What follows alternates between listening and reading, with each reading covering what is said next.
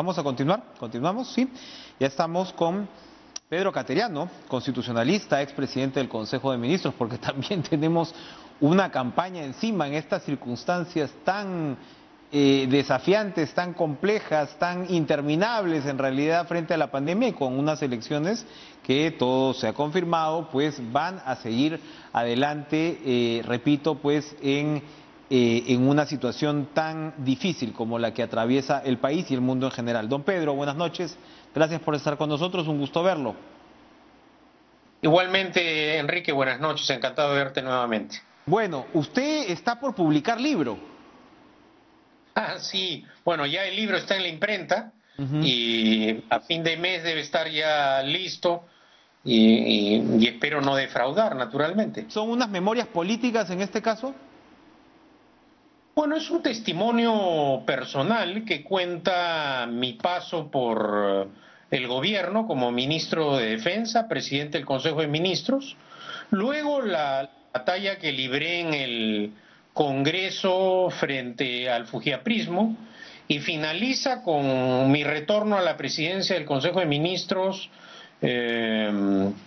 por segunda vez.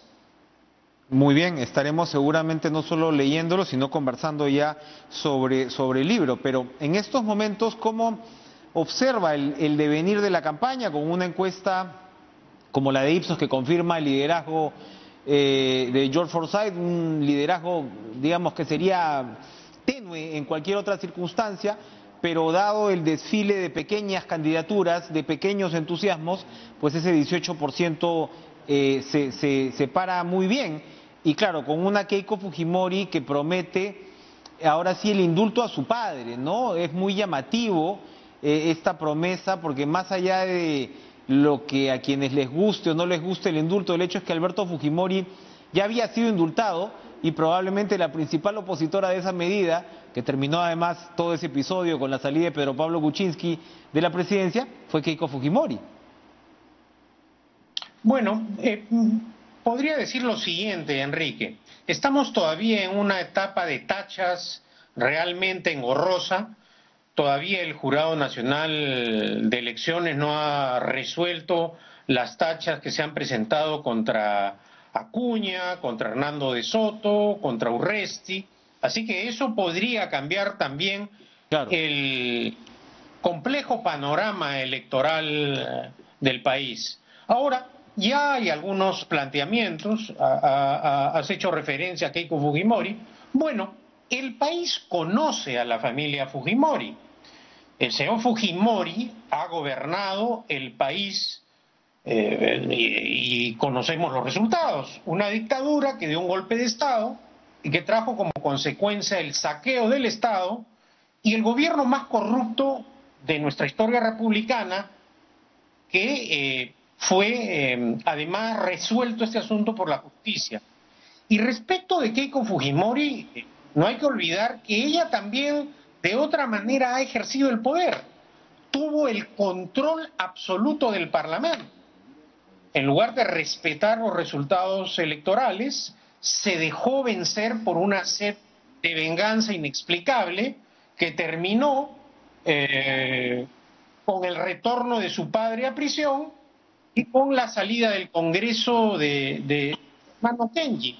Entonces, a los Fujimori los conocemos perfectamente. Ahora, que tenga posibilidades de ganar, en el Perú suelen ocurrir estas cosas. No hay que hacer mucha memoria. El señor Alan García destrozó el país, quebró al Estado peruano, algo casi imposible en un país civilizado, y luego fue reelegido. Y ya sabemos también las consecuencias de lo que implicó un segundo gobierno manchado de corrupción del APRA.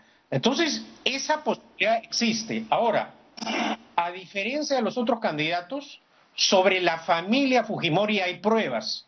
Y sabemos que ellos privilegian sus asuntos personales y dejan de lado los temas nacionales. De otra manera, no nos explicamos por qué nuevamente toca el tema la señora Fujimori del indulto a su padre, cuando ese asunto ha sido zanjado recientemente por la Corte Interamericana de Derechos Humanos.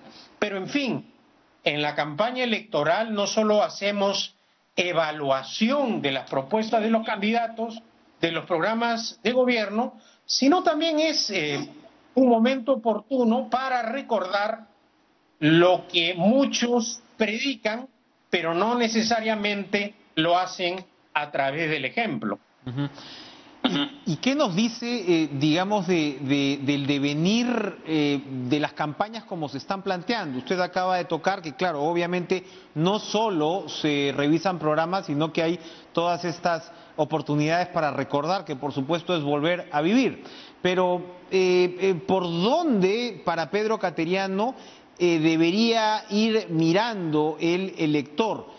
¿Cuáles serían las banderas rojas, en todo caso, que habrían que plantearse antes de pensar a elegir pues una candidatura, si es que las tachas estas pasan sin mayores novedades, pues donde vas a tener 2 decenas de candidatos aproximadamente?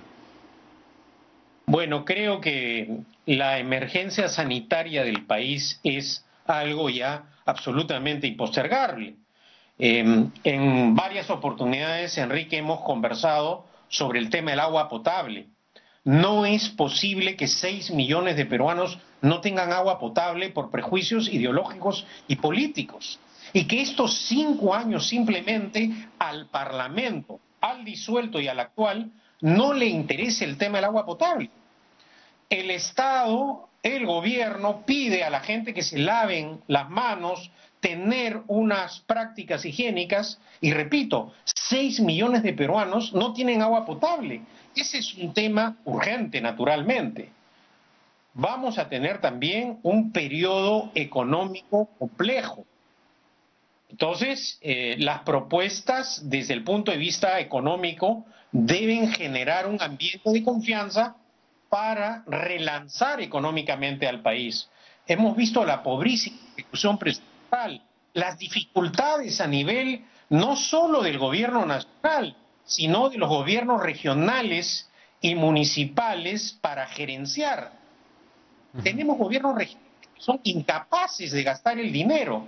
Entonces, la campaña electoral también es una oportunidad para que el elector se forme un juicio, un criterio respecto de lo que es la conducta de los candidatos en campaña y luego cuando llegan al poder. Vamos a ir a una pausa, pero lo dejo con esta pregunta con relación a lo que usted acaba de señalar. Prejuicios ideológicos y políticos, por ejemplo, en un tema fundamental como es el acceso al agua. Esto tiene que ver en muchos casos con el volver a plantear un relacionamiento entre Estado, mercado, sector privado y sociedad. Y en eso estamos atracados. Y hay temas que prácticamente se han vuelto intocables en el Perú en buena medida, y por eso probablemente estamos hablando del indulto de Fujimori, ¿verdad? Porque somos incapaces de abordar temas de fondo porque sencillamente, como repito, es muy difícil.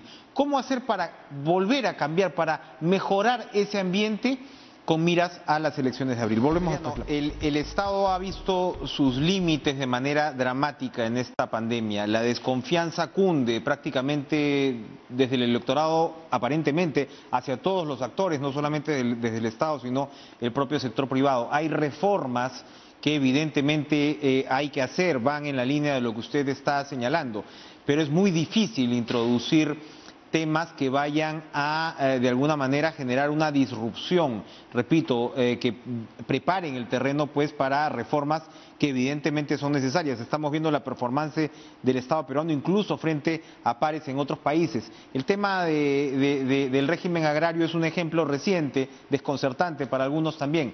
¿Cómo replantear el tablero frente a estas elecciones? Bueno, en primer lugar creo que lo que tiene que hacerse es retomar la ecuanimidad. El país no puede continuar con esta confrontación política suicida de un enfrentamiento permanente entre el poder ejecutivo y el legislativo. Como país ya no aguantamos 5 años más de enfrentamiento entre el Congreso y el gobierno.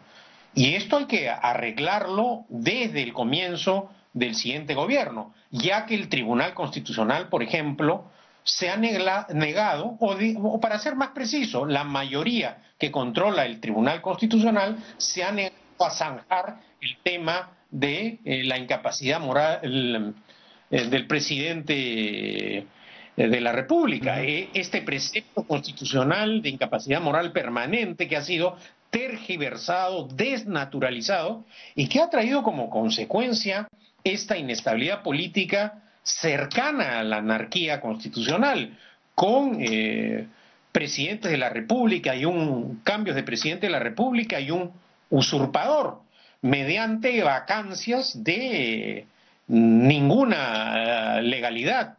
Esto lo tenemos que detener. Esto va a tener que implicar también, Enrique, un esfuerzo de todas las agrupaciones políticas que llegarán al Parlamento, porque reitero, repetir un contexto político como este sería suicida para el país. Y el nuevo Parlamento tendrá que apoyar al nuevo gobierno en la tarea de seguir enfrentando la emergencia sanitaria y reconstruir la viabilidad económica del país. Así es. Hay voces que están insistiendo en la posibilidad de modificar la fecha de las elecciones. ¿Qué opina? Yo creo que las elecciones en democracia deben cumplir con los plazos. Tenemos casos dramáticos.